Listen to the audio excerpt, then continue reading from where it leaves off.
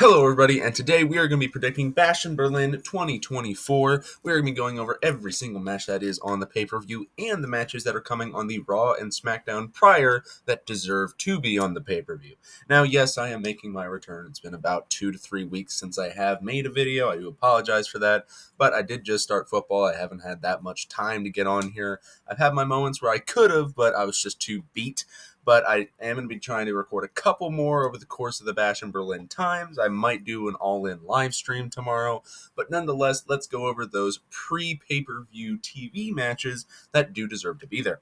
So the first one is going to be happening on Raw, and it is Uncle Howdy versus Chad Gable. This is Howdy's debut match, and he hasn't had a single match as Uncle Howdy yet, so this should be a very easy win for him. I don't see there to be any reason that Gable wins, as you want to have the Wyatt Six to have an undefeated streak of sorts, and then if they ever do get beat, have it be a very big moment by whoever ends up doing it, or that could build to another feud with American Made at some point down the line.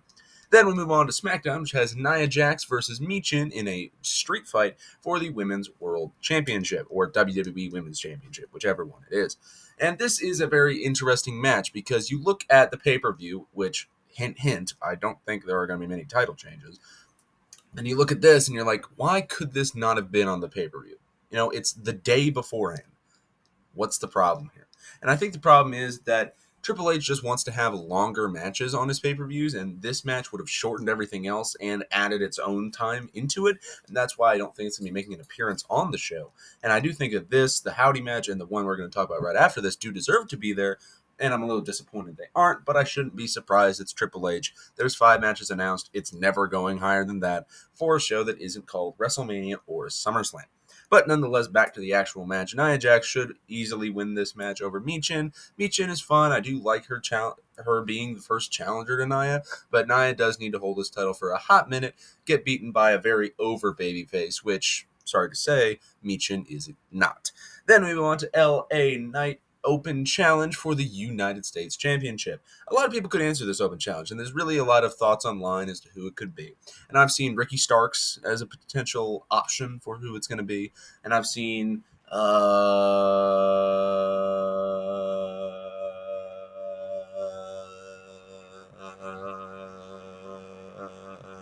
Jimmy Uso I've seen as an option, theoretically. But the person that I'm really going to be thinking of is AJ Styles. Coming back, obviously they had their feud previously at WrestleMania and at Elimination Chamber and Royal Rumble, if you think about it. So I do think that him being the first real challenger to LA, because no one thought Santos was going to win there, is going to be a very interesting storyline to tell. I do think LA Knight does win this match. I have seen people online thinking AJ is going to get the victory, which is a little weird to me, but I could see it theoretically happening. But I do think LA Knight does need to get a win here. Make sure this U.S. title reign lasts a good couple months. Now, if Styles does end up winning, which I don't think he will, but just in case he does, I do think LA will end up winning it back from him later down the line. But let's get into the actual pay-per-view itself. There are 5 matches that have been announced for. Let me go quickly through all those. There are Jade, Cargill, and Bianca Belair challenging for the WWE Women's Tag Team Championships against the Unholy Union. The Terror Twins are facing LIvDom in a tag team match. Drew McIntyre is facing CM Punk. Kevin Owens is challenging Cody Rhodes for the World Championship, and Gunther is defending his World Championship over Randy Orton. Let's get started, starting with that women's tag team match. Now, Jade and Bianca, they were tag team champions, and then they lost in a triple threat match, and they haven't really been in contention ever since. Now, you can argue, yes, they've been in the picture or whatever, but it doesn't really mean anything if you're not getting matches for the titles, if you get what I mean. And I do think that they are going to end up winning this match, winning those tag team championships back, but I do think this will be their last reign, and I don't think it'll last very long, or it will be the complete opposite of what I just said.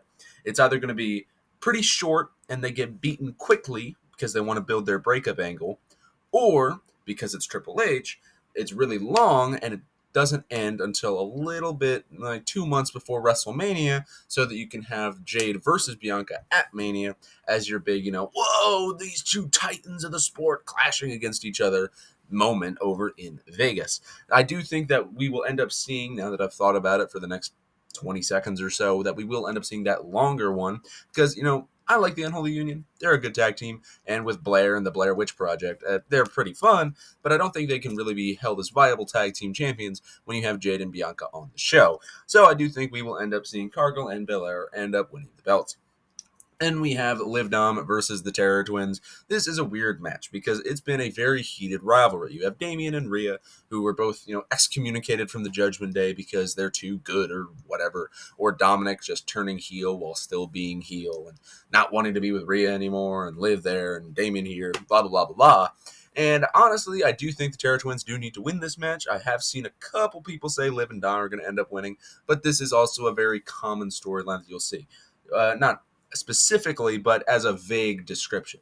Two people who happen to be in a relationship face another two people who are not in a relationship, but they're good friends. And then the good friends end up winning because the other two are sniveling heels. Very simple. I've seen it a couple times before. But nonetheless, I do think the Terror Twins end up winning here, probably by pinning Dom. Rhea pinning Dom would be pretty funny. And I do think that's what we could see. But I do think this will end up building to a Dom-Damian singles match, as well as Rhea challenging for Liv's belt, potentially at Bad Blood. Then we move on to CM Punk versus Drew McIntyre. Bracelet time. Honestly, this is a bit of a weird match. It's a strap match, so they're going to be tied to each other, hopefully with a giant version of one of these. No, this is not the exact same one. But I do think that Drew is not going to be winning the second match in the series. I think Punk gets this one, so you can have your blow-off at Bad Blood. But I do think that this is going to be probably the best match on the show because really every other match is really predictable. But nonetheless, it's going to be very fun seeing Punk in a strap match. It's going to be seeing Drew in another strap match. He only had one 2 years ago against Carrion, and I think he lost that actually because Carrion hit the crosshammer. Yeah, he's my TNT champion over there. Carrion is, by the way. Fun fact. As I was saying, Drew is not going to be winning this one because he's going to get angry. Punk's going to beat him up. Voila, match end. I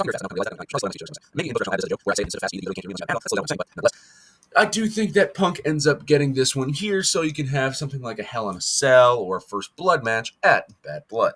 Then we move on to the two World Championship matches that do take place on this show. Firstly, with Cody Rhodes and Kevin Owens. This has been an interesting build because if you look at the most recent episode of SmackDown, as of when this was recorded, you see that Kevin Owens was about to turn on Cody, but he was just messing with Cody. For example, Cody was looking the other way like, come on, come get me. Kevin picked up the title, ran right at him, just handed it over to him, and was like yelling at A-Town Down Under. And Cody stood there like, huh? What's going on? But then the show did fade to black with them raising each other's hands. So they're going to not try and do the breakup angle yet. Probably going to save that until this pay-per-view. But nonetheless, I do think that Cody Rhodes should have an easy win here. There's no real reason for Kevin to win the belt, especially at this time. Cody is, the biggest babyface in wrestling, basically, except maybe Danielson. But he is very fun to see. Everybody loves Cody Rhodes, except those insane Bloodline stands on Twitter. But he does end up getting the win here, but Kevin Owens does a versus Sami Zayn 2015-esque moment where he smashes him into the ground and turns on his bestie. His new best friend of sorts. So we can have another Kevin Owens-Cody Rhodes match later on the line. If you want, you can do the Bad Blood stipulation once again. However, I do think you have Cody winning and Kevin turning. Move on to Gunther versus Randall Keith Orton. So the King of the Ring, King General, Ring General, or whatever other bazillion names they give to him, can make his homecoming to Germany. Thanks, Randy. You got it completely wrong. He's Austrian, you idiot. Anyways, this is kind of funny, so does Gunther get a squash match? Does Orton have a chance at beating him?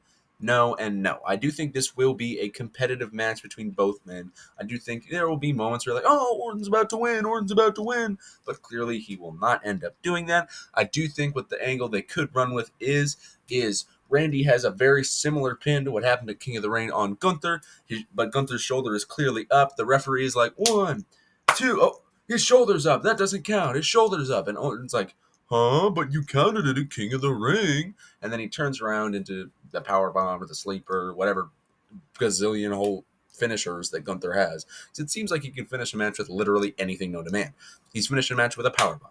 Whatever that The Last Symphony, which was a finishing movie used for like 2 months. The sleeper, he can finish it with a chop. With anything under the sun, he can end a match with. But Gunther does end up winning and retaining the title here. So there's only one title change on this show, as I have now stated. So I will quickly zip through all those once more before I give you my little outro. So we have Uncle Howdy over Chad Gable, Nia Jax over Mi Chin, L.A. Knight over AJ Styles, Jade Cargill and Bianca Belair over the Unholy Union, the Terror Twins over Liv and Dom, Punk over Drew, Cody over Kevin, and Gunther over Randall Keith Orton. Do you agree? Do you disagree? Be sure to let me know down in them comments down below. Make sure you have a good day, good evening, good night, good morning, good dawn, good dusk, whatever. Make sure to watch any former or future videos on this channel. I will be back with a retro show review later this week. And goodbye.